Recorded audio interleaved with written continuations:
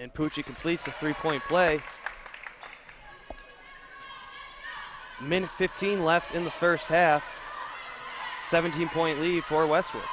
Morin drives, splits the defense, dishes it out.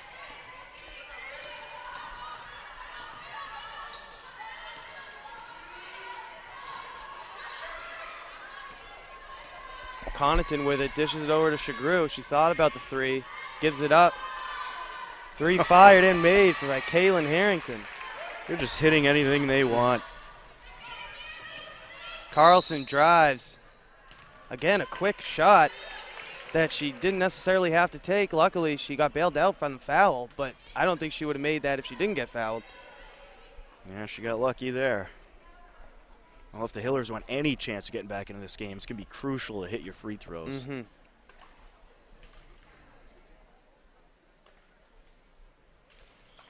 First one bounces out. Pucci crashing the glass, cannot finish on the second chance. And Connaughton brings it up.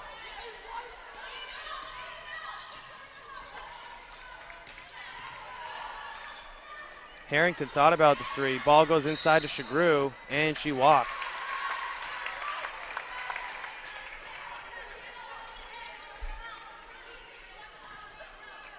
Nice job by the Hillers there. Good low post defense. They had three players right in there and gave Westwood nowhere to go with it.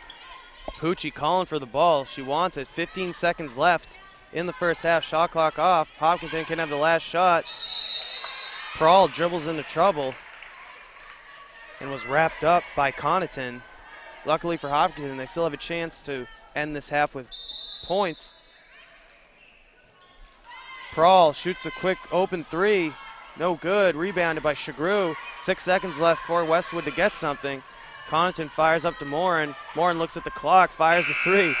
And that would have been a backbreaker off the side of the rim for Morin. Luckily for the Hillers, they go into halftime only down 20. Well, you're going to have to make some changes heading into the second half, that's for sure. You got outscored in the second quarter, 25-5. A little rough to say the least, but Coach Greco and the Hillers, they've been good all season long, and maybe tonight they're just struggling a little bit, and I'm sure they're going to figure out some things in the locker room and get back in this game, but should be interesting. We'll have to wait and see. Absolutely. 15 points for this Hopkinton Hiller team in the first half is a bit of an anomaly. They've been terrific all season. We both expect better in the second half. Yeah, I can't imagine that the Hillers are going to underperform like they did in that second quarter. It's not very often you see that out of this team, and who knows, maybe they're a little tired from winning the Westboro tournament. That could be it too. But sometimes you just have those games where you struggle in the first half and you got to figure some things out, and maybe you're too far behind to get back into it, maybe you're not. Obviously still plenty of time on the clock, but they need to figure out things offensively, and they need to start hitting their shots, and that's what's going to be key to getting back into this game. And we'll figure out if Hopkinton can close this deficit after we come back from the halftime break. And we are back to momentarily about to start the second half of this contest between Westwood and Hopkinton, although it's not looking like much of a contest right now. Hopkinton facing a 20-point deficit, down 35-15. And here in the start of the third quarter, Tom, they're definitely going to be looking to try to close down this gap. Yeah, they certainly are, and they have to make a good amount of adjustments to do so, and they need to hit their shots. They really struggled shooting-wise in that first half. And as far as point totals, only 3 scores on the Hillers. Canistrari with 4, Pucci with 7, and Goglin with 4. Usually they are much more spread out than that. That's surprising. Ball gets inside quick for Westwood down the post. Andrea Meinke, misses the shot. Now Hopkinton, Lakasia brings it up. Morningstar drives, nice pass to Goglin. Good idea, but tough execution. Lakasia saves it. Morningstar fires a 3, and that is good. That was a great save by Lakasia.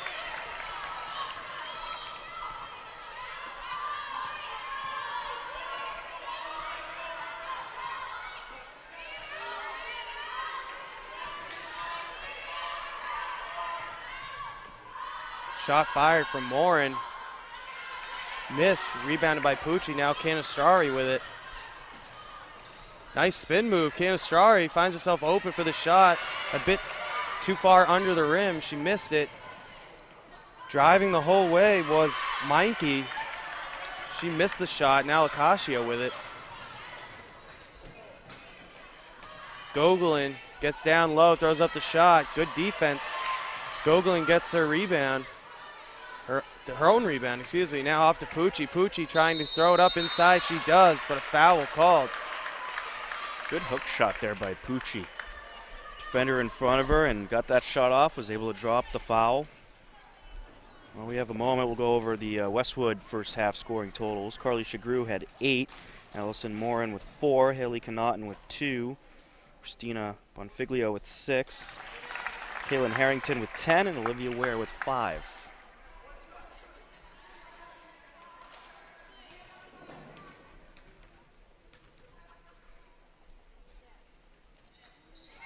Pucci misses the second, rebounded by Canastrari. She tries to throw it up. Cannot. A quick 4-0 run for Hopkinton already to start this third quarter. Morin hesitates and drives, kicks it off to Bonfiglio. She fires a three, no good, but wide open, crashing the boards is Carly Chagru. Absolutely no one there for Hopkinton to even think about getting that rebound, much less stop Chagru from getting a wide open layup. Acacia loses the ball, bounces off of her knee, and a turnover for Hopkinton. The only way you're going to win the rebound battle against this Westwood team is to swarm the low post. Even if they're shooting from outside the perimeter, you have to have 2 or 3 players in the low post. And in that last possession, there were 0 players in the low post, which allowed Chagru to walk right in there, take her time with that layup. Again, finding herself in the low post, Andrea Meinke. She cannot finish, but a decent opportunity nonetheless. Now Canastrari down at the other end. She finds the bucket, 37-21, Westwood.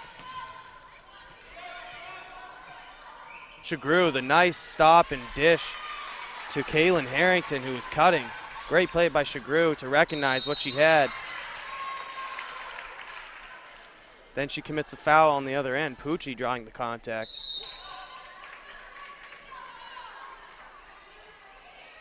Now Keaveney subs in. Some of the shots that Kaylin Harrington and Olivia Ware are making are very impressive. A few great underhand shots. Acacia calling out for a pick, finally gets it. Had an opportunity to drive the whole way. She was not looking and gave it up. Luckily for her, Pucci is able to draw a foul, and she will be shooting 2.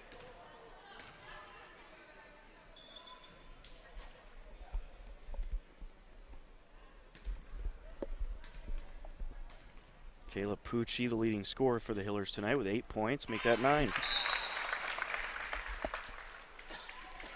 Haley Connaughton subs back in for Westwood, replacing Allison Morin.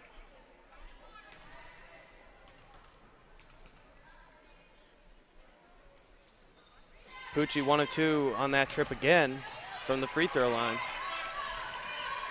Hopkinton 2 of 4 to start this third quarter. And a travel called on Harrington.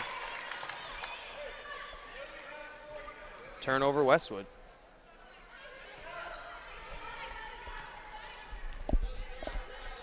Five minutes left in the third quarter. 39-22 lead for Westwood. Lacacia drives and throws that one up and in. Make that 39-24. Now only a 15-point lead for Westwood. Started this half with a 20-point lead. That was a good job by Lacacia, taking it right down the lane, finding open space. Nice path right to the bucket.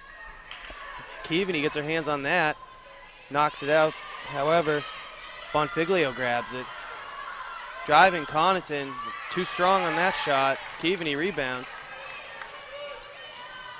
Gives it up to Morningstar. She drives, has the ball taken away. Loose ball still, kicked out of bounds, awarded to Westwood.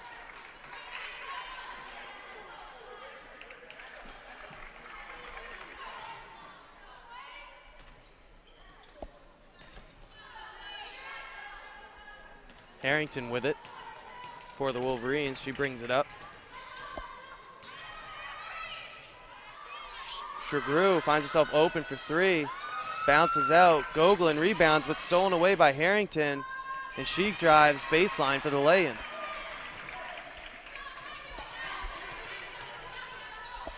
Keaveney inside to Gogolin. Gogolin turns, fires the shot. Misses. Ball tipped out of bounds. Last touch by a Wolverine. Now Corby subs in, replacing Lakasia.